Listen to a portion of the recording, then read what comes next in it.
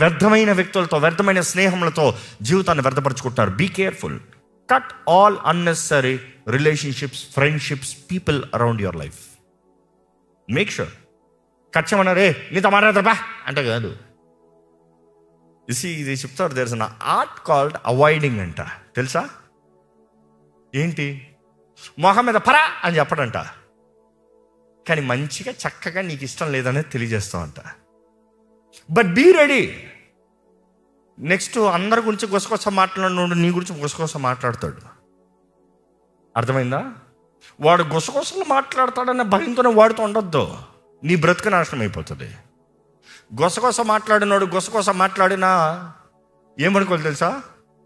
Free publicity అనుకుని, free popularity publicity అనుకుని నువ్వు చేసే సత్క్రియని నిరూపించి చూపి.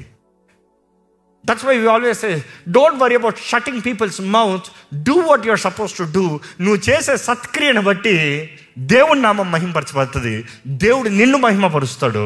దేవుడు నిన్ను మహిమపరుస్తే నిన్ను అవమానపరచగలిగింది ఎవరో? అర్థమవుతుందా challenge? If God can honour you, who can make you ashamed? Saul ఎంత అనుకున్నాడు దావీదుని